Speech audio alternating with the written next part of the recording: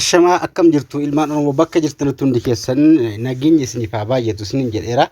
Haala kamiin tambilalii takka yookaan suuraa viidiyoo gubbaa taa'uu danda'u yeroo gaa viidiyoo maxxansuu kaatan suuraa yookaan tambilalii isin barbaachisa dhimma viidiyoo keessanii waan irratti dubbatu akka tambilalii yookaan suuraa viidiyoo gubbaa kaawwattan takka haala kamiin akka hojjechuu dandeessan jechuudha. Chaanaalii eega banattanii gaa viidiyoo eega dalagdan yookaan immoo viidiyoo takka maxxansuudhaaf qophooftan jechuudha. Tambilalii isin barbaachisa yookaan immoo suuraa viidiyoo sana gubbaa taa'u isin barbaachisa jechuudha. Haala kamiin appilikeeshinii tokko fayyadamuudhaan tambilalii yookaan suuraa piroofaayilii viidiyoo keessan gubbaa taa'u takka hojjechuu dandeenya isa jedhu isin agarsiisa har'a. Egaa chaanaalii kana ni beektu chaanaalii haaraadha waan ta'eef sabiskiraayibii gochuu akkasuma namoota hedduu biraan ga'uu hin dagatinaa isin jecha chaanaaliin kun viidiyoo bareedaa jala maxxansuuf deema akkasuma viidiyoo isin fayyadu irraa argattu ajjala seenuudhaan naganaa viidiyoo sadii maxxansee jira. Kanaafuu chaanaalii kana akkasuma loogoolee kan dudduuba kana jiru yookaan immoo loogoo dudduuba kana piroofaayilii keessan hundaayyuu chaanaala takka eegabantanii seera isaa eegdanii haala kamiin akka itti fayyadamuu qabdanuuf viidiyoo babbareedaa ajjala argachuu dandeessu. Laayikii tuquudhaan sabiskiraayibii gochuu akkasuma namootaaf sheer gochuu hin dagatinaa isin jecha gara barnootaan isin oofaa. Tambilalii hojjechuudhaaf gaa yookaan suuraa viidiyoo gubbaa taa'u hojjechuudhaaf appilikeeshinii takka isin barbaachisa. Piksillaabii kana yookaan appilikeeshinii Pixellab jedhu kana pileestoorii gubbaarra seenuudhaan gaa Pixellab jettanii argattu. Appii kana gaa Pixellab jettanii yoo barreessitan haala kanaan isinii bahaa jechuudha. Kanuma install godhattu jechuudha appii kana kun kaasirra jiru kana appilikeeshinii isa kana Pixellab namoota miliyoona meeqa itti fayyadamaa jiru namoota hedduudha. Namoonni YouTube channel viidiyoo maxxansan hedduun irra baay'een namaa kanatti fayyadamaa. Appii kana bilbila irratti gabbufachuudhaan adda appilikeeshinii hedduu jira kan ittiin hojjetanu garuu kana fayyadameen isin agarsiisa. Appilikeeshinii kana bilbilatti gabbufattanii gaa haala kamiin akka hojjechuu dandeessan jechuudha. Bakka kan isin difficulty bakka jakaa tokkodhaan appii kana yoo dhiqata permission isin gaafate heeyyama isin gaafate wal qunnamsiiftu heeyyama permission gootu siitiin giraan seenuudhaan jechuudha. Appilikeeshinii kan haala galaa eegasintanii gaa tambilalee hojjechuun duratti tuqaa sadii gubbaan jirti tuqaa sadan kaanii tuqxu size image bakka jedhe kana ni filattu jechuudha. Achirra tuquudhaan mallattoo xiyyaa kaa tuquudhaan YouTube tambilal kan jedhe kana ni tuqxu jechuudha irra ni filattu. YouTube tambilalee filattanii okay gochuudhaan haala kana isinii baasa. Tekstii kana yoo barbaaddan irraa haqxu yookaan immoo mallattoo qalamii kaa tuquudhaan harka bitaatti kan jirtu mallattoo qalamii ni tuqxu.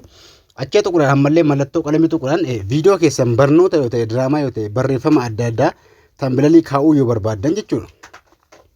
Viidiyoo kan keessan dhimmi irratti dubbatu yookaan immoo barnoota yoo ta'e fakkeenyaaf yoo inni barsiiftu yookaan immoo viidiyoo kan keessan diraamaa yoo ta'e diraamaan jettu yookaan immoo barnoota adda addaa barsiiftu yoo ta'e akkaataa Gmail itti banatan yookaan YouTube itti banatan ni barsiiftu yoo ta'e jechuudha. Haala kanaan barreeffama kanaan ni filattu asirraa barreeffama takka jechuudha. Uuma viidiyoo keessanii dhimma viidiyoo keessanii irratti dalagdan jechuudha. Viidiyoo keessanirraan wal qabateedha kuni. Waan viidiyoo maxxansuu deemtan sana irratti hundaa'uudhaan kan barreessuu qabdan. Fakkeenyaaf akkaataa viidiyoo itti maxxansan yoo barsiise asirrattis akkaataa viidiyoo itti maxxansan jedhee tambilalii irratti kaa'achuun qaba jechuudha. Kanaafuu asirratti akkaataa viidiyoo itti maxxansan jedhee yoo fakkeenyaaf asirra barreessee siin agarsiisa.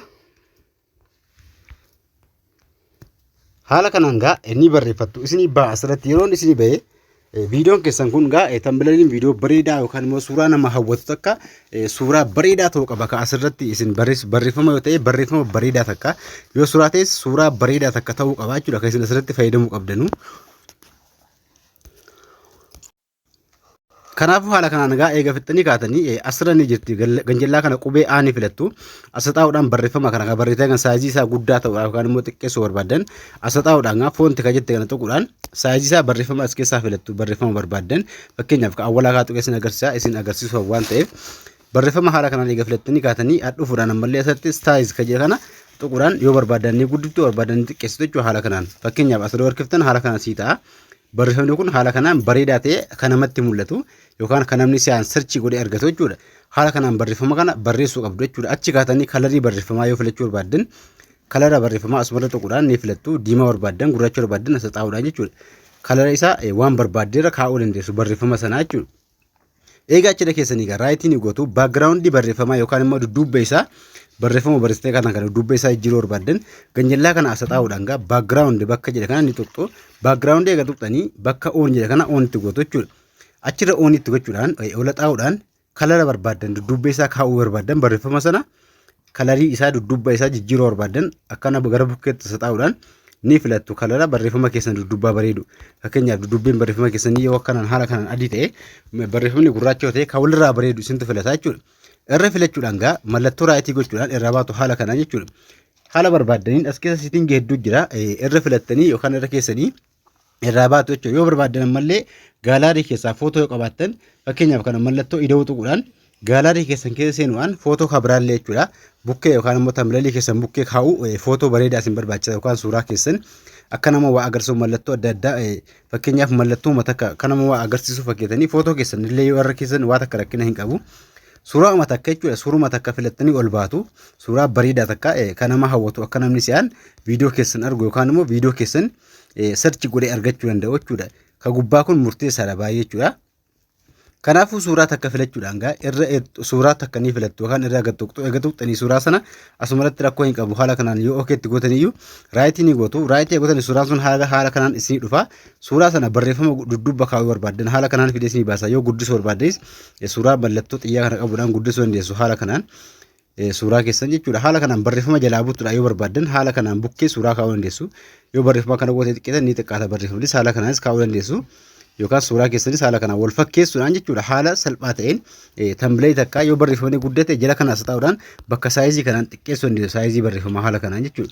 Ammallee xiqqeessuu dandeessu jechuudha. Haala kanaan yoo barbaaddan inni xiqqeessitu jechuudha haala kanaan. Haala kanaan gaa eegafattanii suuraan keessanis waan bareedaa ta'uu qaba. Amma isin agarsiisuuf waan kana filadhe suuraa isin asirra galchuu qabdan waan bareedaa yoo dhimma adda addaa ta'e waan dhimma viidiyoo isaarra wal qabate waan bareedaa ta'uu qaba jechuudha. Kanaafuu kalarii isaas haala kanaan jijjiirtanii tambileelii bareedaa takka yoo barbaadan barreeffama hammallee mallattoo ida'uu tuquudhaan teekist kan jennu tuqxu teekstii tuquudhaan mallattoo ida'uu tuquudhaan hammallee ida'uu tuquun barreeffama itti dabaluu dandeessu jechuudha. Kana eegafe hojjettanii fixanii kaatanii suuraa isin asirra kaa'achuu qabdan suuraa bareedaa ta'uu qaba. Suuraa nama hawwatu jechuudha. Ka namni si'aan argee akka irra dabarfanne waan nama miidhu yookaan immoo waan nama mufachiisu osoo hin taane dhimma biyyoo keessaniitti waan wal qabatee fi waan nama hawwatu waan bareedaa ta'uu qaba kan isin dalagu qabdanu.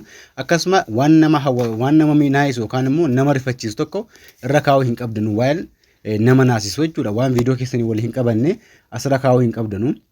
Kana eega fixanii gaa mallattoo kana tuquudhaan gara gaalaariitti save as image bakka jedhaa tuquudhaan save as image bakka jedha kana eega tuqxanii gaalaarii irratti gabbufattu jechuudha. Kana eega gabbuftanii gaa gaalaarii keessaa akkasiin itti hirkaatan isin agarsiisa. Hamma fakkeenyaaf haala kanaan ni hojjettu. Kan keessatti eega daawwii godhattanii walakkuma kanaan bahuudhaan bilbila keessan irra haala isin itti maxxansuu dandeessan isin agarsiisa. Gara YouTube deemee fakkeenyaaf YouTube irra viidiyoo takka maxxansuu barbaaddan viidiyoo takka maxxansuudha. Awwalatti haala kanaan YouTube keessa eega seentanii viidiyoo maxxansuun duratti ida'uu kana tuquudhaan kan viidiyoo isin filattanu. Ida'uu tuquudhaan gaa upload viidiyoo eega filattanii haala kanaan viidiyoo takka gaalaarii keessaa fuutanii ol baatu maxxansuu yoo barbaaddan jechuudha. Fakkeenyaaf viidiyoo takka isin agarsiisuudhaaf orderan tuqaa eega ol baaftanii tambileelii jechuun kan isin agarsiisee ka'ee ka asirra kaa'amu jechuudha. Tambileelii sana gaa mallattoo kana ni jirti. Mallattoon gaalaarii harka bitaa irratti harka bitaa kana tuquudhaan gaalaarii keesseenuudhaan ka seefii godhattanii kaatan fakkeenyaaf kan seefii godhee ka'e seefii hin goone isin seefii godhattu yookaan daawuloodii godhattu gaalaarii keessatti. Daawuloodii kan godhattan sana irra tuquudhaan mallattoo kana den ka jettu kaa tuquudhaan olitti baaftu tambileelii jechuun kanadha kan isin agarsiisaa jiru. Suuraa nama hawwatu yookaan suuraa bareedaa takka viidiyoo keessan gubbaa kaawwattu jechuudha. Viidiyoo eega ol baaftanii tambileelii asirra kaa'uudhaan ganjallaa kana immoo diskiripshinii akka barraa'u akkasuma irraan gadee kanallee taayitilii haalatti viidiyoo maxxansitanullee viidiyoo karaa sirrii ta'een haala isin itti maxxansitan isin agarsiisa. Tambileelii jechuun kan isin hojjettanii kaatan kan isin agarsiisee ka'e kun ka asirra kaa'amu jechuudha. Kanaafuu duddubattan deebi'aa waan isin agarsiisuudhaaf waan achirra seena jennaan duddubatti deebi'uudhaan haala kanaan tambileelii yookaan immoo suuraa piroofaayilii bareedaa takka hojjechuu dandeessu. Piksellaabii fayyadamuudhaan yookaan appilikeeshinii tokko fayyadamuudhaan suuraa kana hojjechuu dandeessu. Haala kanaan hojjetattanii irra kaa'attanii viidiyoo keessan namoota hedduu bira isiniif ga'uu danda'a. Barnoota kana keessaa waan isin garuu yoo jiraatu komantii naa kaa'aa akkasuma viidiyoo kana laayik sheer gochuu hin dagatinaa. Hanga walitti deemnutti nagaan tura.